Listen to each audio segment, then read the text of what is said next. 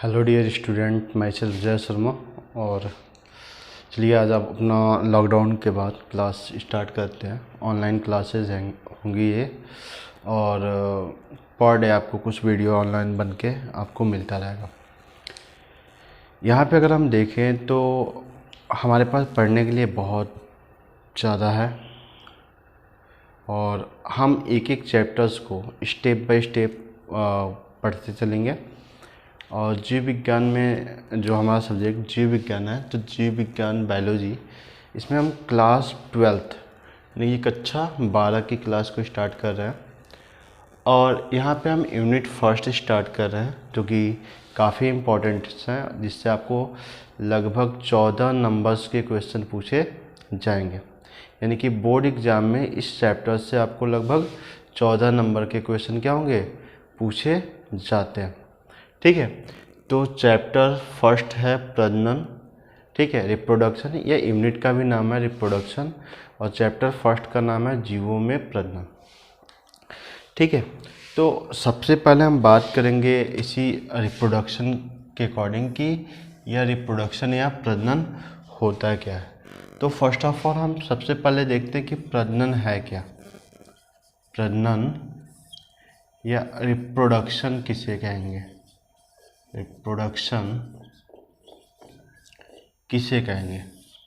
ठीक है, तो देखिए रिप्रोडक्शन वह प्रक्रिया है, रिप्रोडक्शन वह प्रक्रिया है जिस प्रक्रिया के द्वारा जो जीव होते हैं ना, यह जीव अपने समान संतान उत्पन्न करते हैं, अपने समान संतान उत्पन्न करते हैं। ठीक है, तो इसी क्रिया को प्रजनन या रिप्रोडक्शन कहते हैं।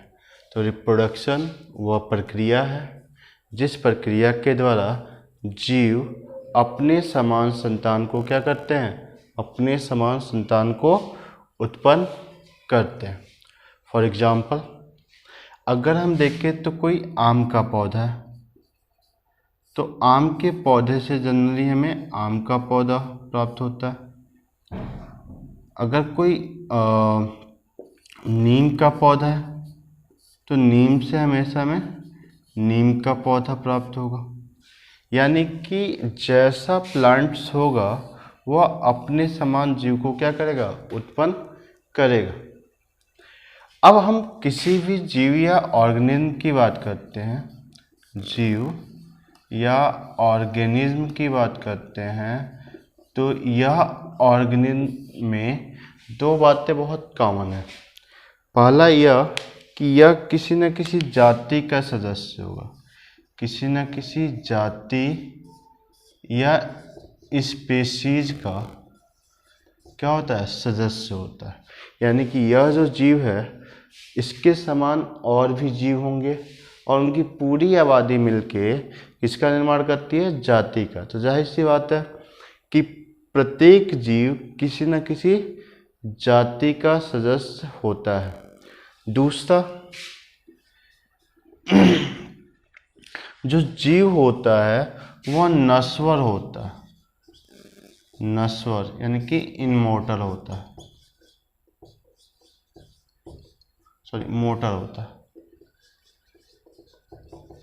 ठीक है, यानी कि इसकी मृत्यु क्या है, निश्चित है। इसकी मृत्यु क्या है, निश्चित है। इसकी लाइफ में, इसके जीवन में इसकी मृत्यु होनी ही होनी है। तो यह जीव क्या करता है, यह जीव अपने जीवन काल में, अपने जीवन काल में, ठीक है, अपने जीवन काल में अपने समान संतान को उत्पन्न करता है। तो इसका जीवन काल क्या होगा, तो यह जीव जन्म लेगा, यानी कि इसकी बर्थ होगी। ठीक है, बर्थ होने के बाद यह जीव क्या हो जाएगा, यंग हो जाएगा, युवा, युवा यंग होगा। उसके बाद इसमें क्या होगा, यह वयस्क हो जाएगा, यानी कि एडल्ट। ठीक है, और एडल्ट के बाद ये क्या हो जाएगा, वृद्ध हो जाएगा, ओल्ड। और एक दिन इसकी क्या हो जाएगी, मृत्यु हो जाएगी, यानी कि डेथ।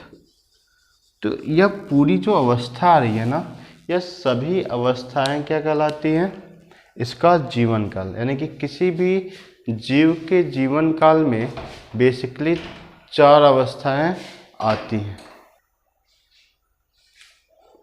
ठीक है, तो किसी भी अगर हम जीव के जीवन काल को देखें तो उसमें बेसिकली कितनी अवस्थाएं आती हैं, 4 अवस्थाएं आएंगी।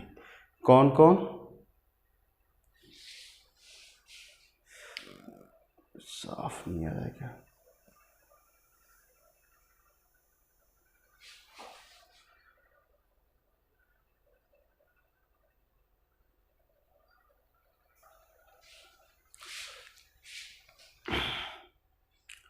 ठीक है चले।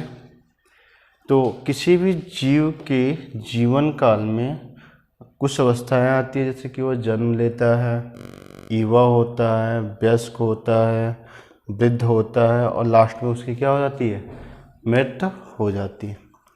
तो यह अपने जीवन काल के किसी एक अवस्था में या रिप्रोडक्शन यानी कि प्रजनन की प्रक्रिया के द्वारा, प्रजनन की प्रक्रिया के द्वारा अपने समान संतान या जीव को उत्पन्न करता है, अपने समान संतान या जीव को उत्पन्न करता है। तो जीवन के किसी अवस्था में जीव के द्वारा अपने समान संतान या जीव को उत्पन्न करने की क्रिया को प्रजनन या रिप्रोडक्शन कहते हैं। और यह आवश्यक भी है, क्योंकि सभी जीव चाहते हैं कि उनका वंश या उनके जैसे जीव इस पृथ्वी पे बने रहें। इसलिए प्रजनन की क्रिया एक अत्यंत आवश्यक क्रिया है, ताकि पृथ्वी पे जैव विविधता बनी रहे, पृथ्वी पे जीवों के समान जीव क्या हो पाए जाए उनके नष्ट होने के बाद भी। ठीक है, तो एक बार इसको रिवाइज कर देते हैं। प्रजनन, रिप्रोडक्शन क्या है, तो प्रजनन वह प्रक्रिया है जिसके द्वारा जीव अपने समान संतान उत्पन्न करते हैं या करने की क्षमता रखते हैं।